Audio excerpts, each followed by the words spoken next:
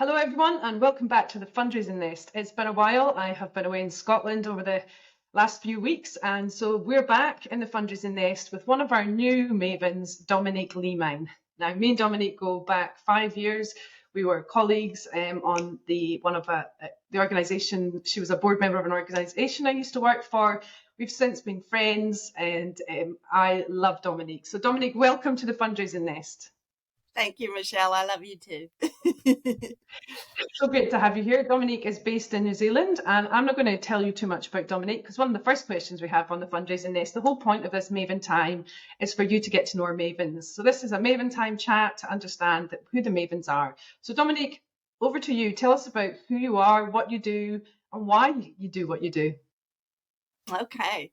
So I feel like I've been working as a fundraiser for a very long time. I started my professional career in the late 1990s. So, it's been a while.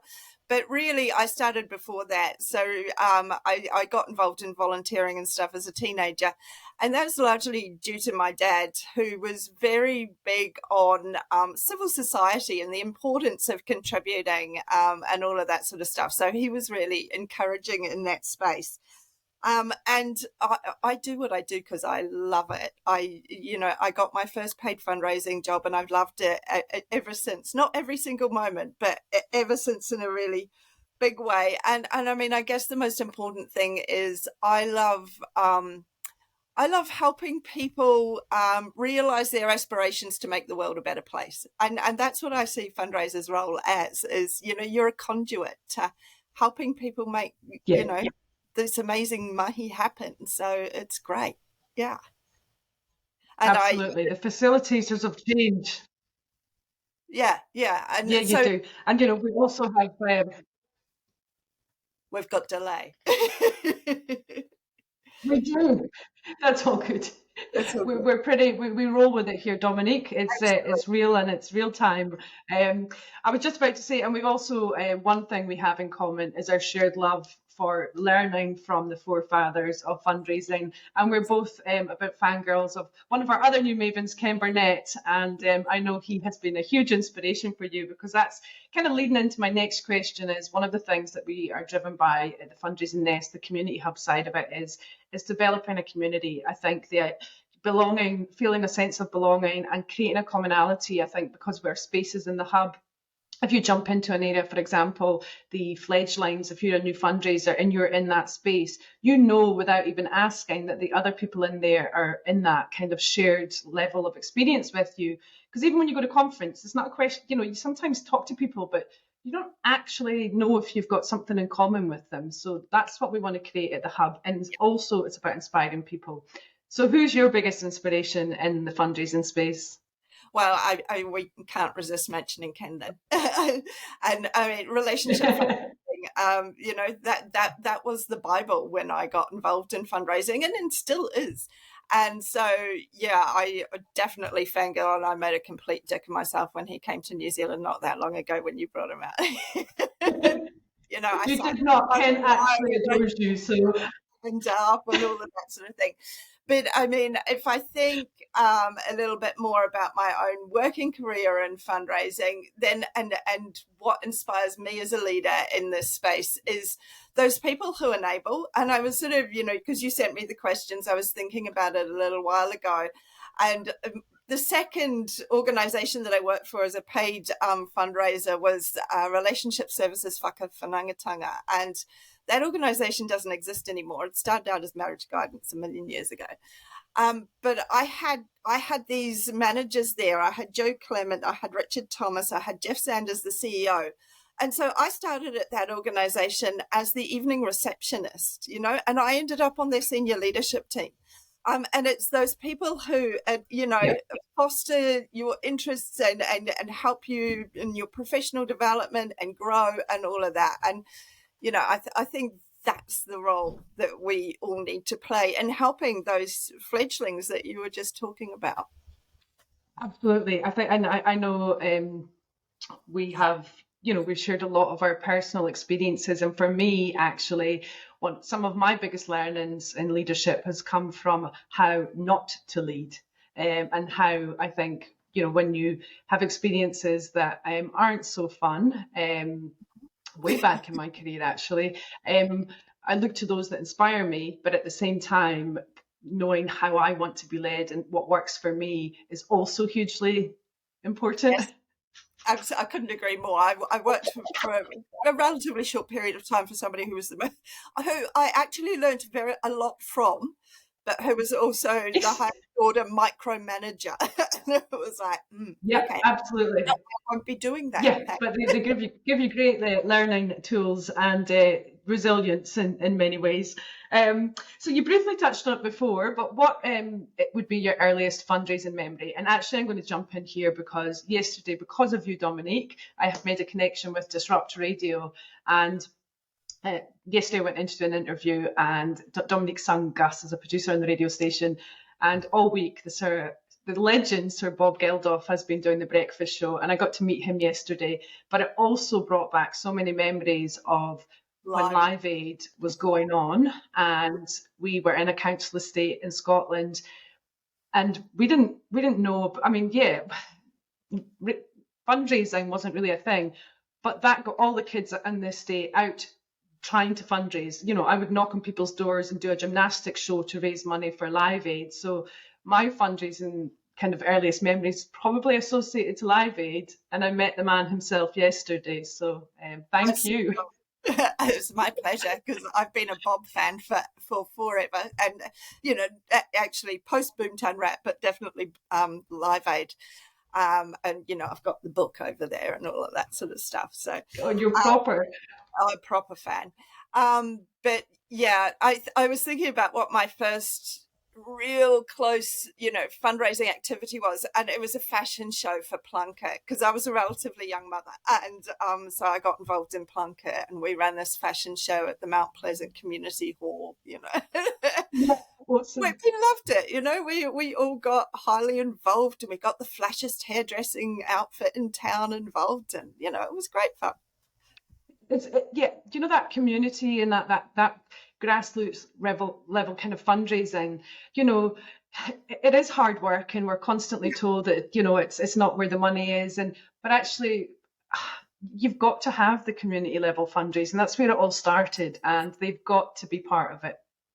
Yeah, it's that whole mix, and involving everybody, giving everybody the ability to be involved. One of the organisations I'm involved with at the moment is Student Volunteer Army, and our goal is to get young people right from primary school age involved in volunteering for their community. So yeah, no, it's great. Yeah, because volunteering, I think when you look at the World Giving Index, yes, the biggest contribution to the factors that are made up in the Giving Index is the but it's not volunteering time, actually. I think they list it as offering to help someone. There's 3 categories: money, volunteering, and offering to help someone, and that's the biggest one for Australia, both Australia and New Zealand. So that's our generosity in volunteering is quite special in both Australia and New Zealand.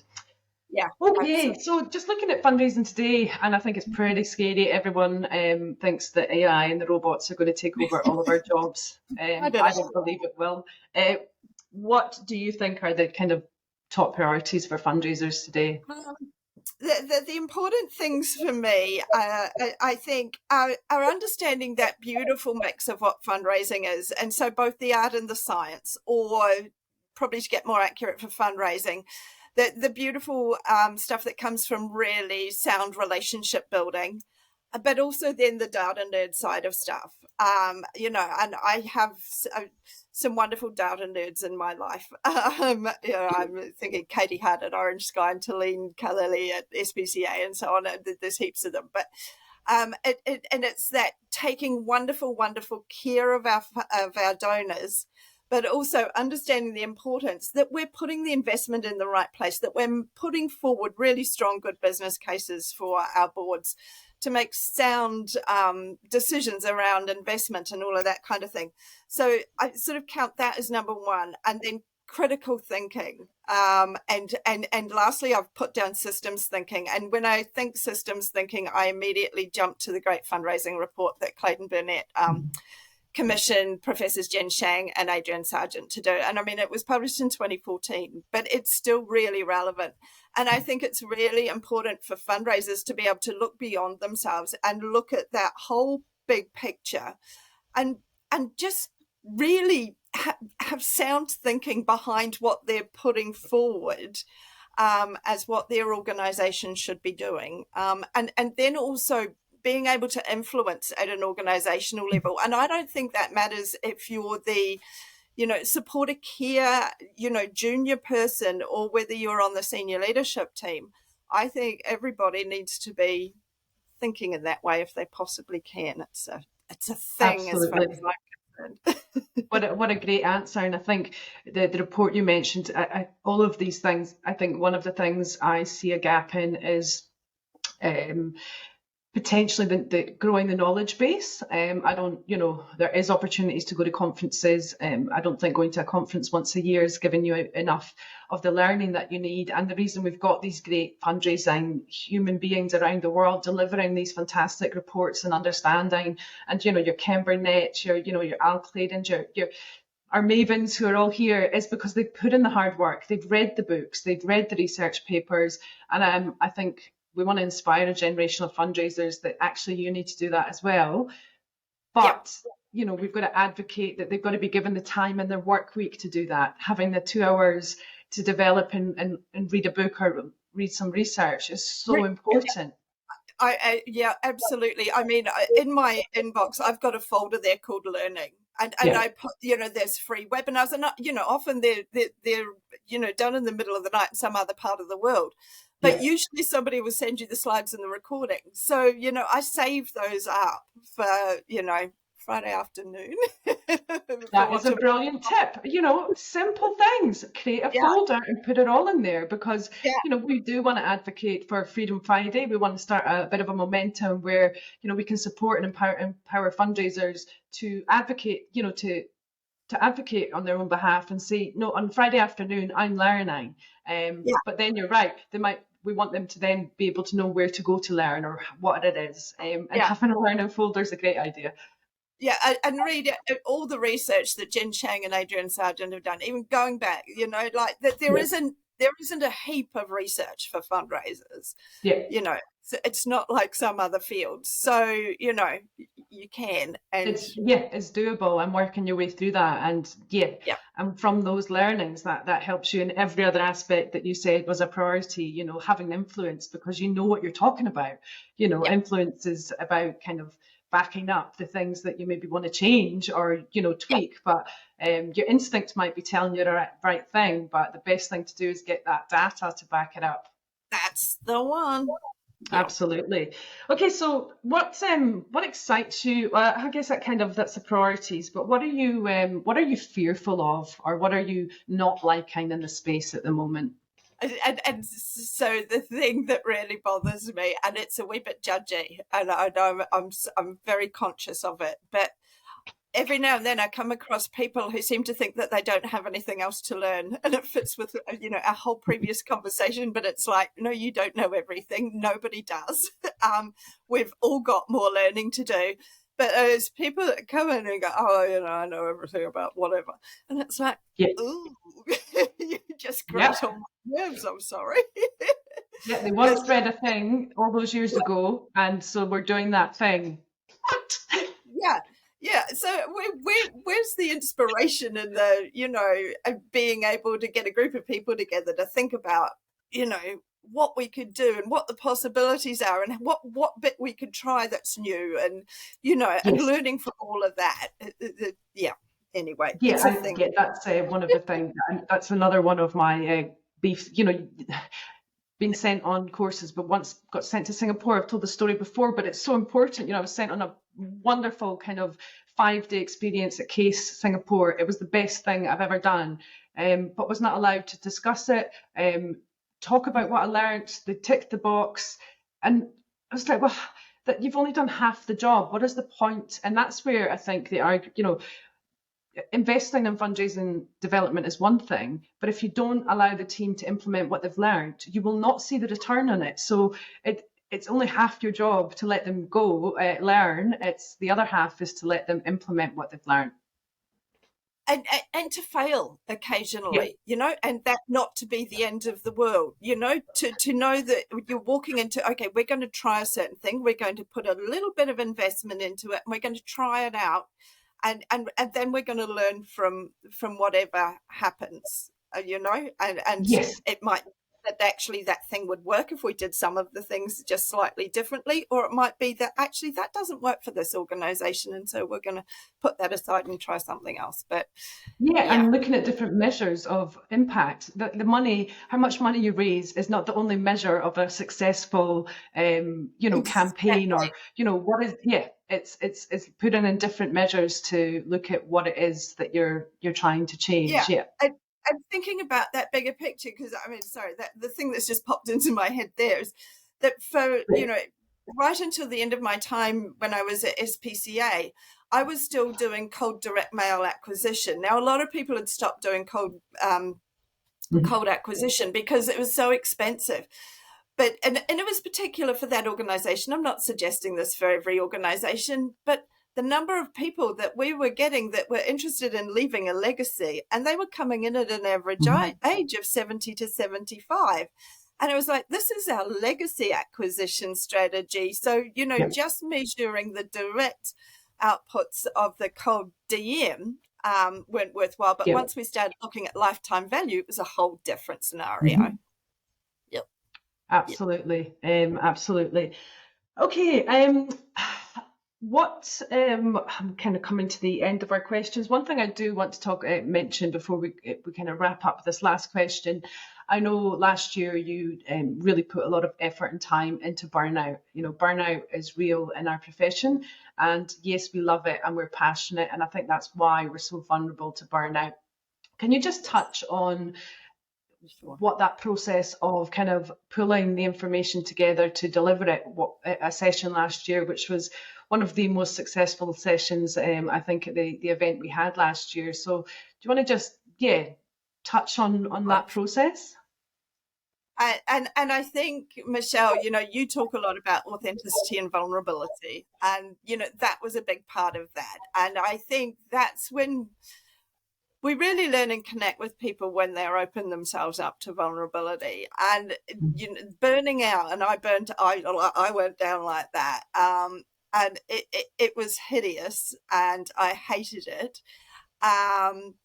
But I worked my way through it, and I'm probably still working my way through it, and dealing with some of the aftermath of that experience.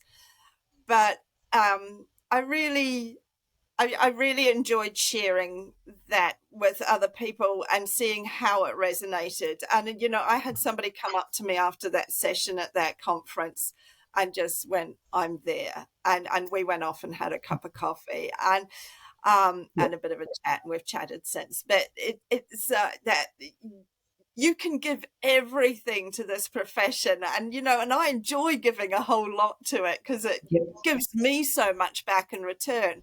But you really need to take care of yourself. And so I've put all sorts of things in place since then. Like, I'm very fortunate in living in the Port Hills in Christchurch. And actually, I do some of my best work when I take my dogs for a walk at lunchtime, and I come up with some of my best fundraising ideas, or solve problems that I've got at work, and all of that sort of stuff. So, I think I will always be prepared to talk about that with other people, because I do recommend avoiding it at all costs if you can. Yeah, I agree. It's been I absolutely agree. Yeah. It has, and I know we're going to get you back to do a session in the future on burnout, and watch this space, because it really is a powerful but incredibly important session that Dominique has, insights and understandings beyond what I think we all think about it. So, and again, we use the data. Sorry, I was going to say, again, we use the data and the research that is part of that. So, sorry. Yes, and that's what's so meaningful about it. It's not just a flippant idea that you're burnt out. I know too. It's physical and manifests in more ways than you can ever imagine. Yep. But we'll come back to that another day. Final question for this Friday afternoon here.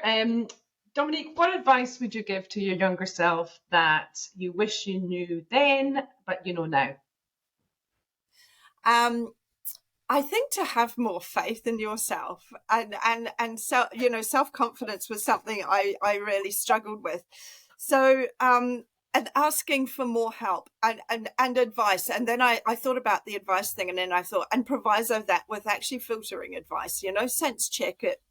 You know, not all advice is great. But definitely ask for that help. And I think the most important thing right now for me is embracing that evolution and change. You know, right from the beginning of your career, one of the things that I think is really important, no matter, you know, organizations go through a life cycle, and I think they always need to be ready to evolve and change because our society and our community is changing. And, you know, one of the most exciting parts of the work I'm doing at the moment is I've got a couple of governance roles with Orange Sky Aotearoa and Student Volunteer Army, and they were both started by 20-year-olds. And, you know, and these are young organizations, so they can be nimble and innovative and creative. But there are, you know, I also work with an old organization like IHC, and you know, there's some really interesting thinkers in that organization too. So it's being that, you know, all through your career, be willing to evolve and your thinking, you know, don't ever get stuck. Wonderful. Dominique, it is always a pleasure to hang out with you and have a chat. And thank you so much for joining us in the Nest today. Dominique is a Maven, and our Mavens are going to be in the community hub when they can. So if you do see Dominique around in the post, do have a chat to her. Yeah, we look forward to talking to you again in the future. Thank you, Dominique. That's all for now, folks. Goodbye from the Fundraising Nest. Thanks, Michelle.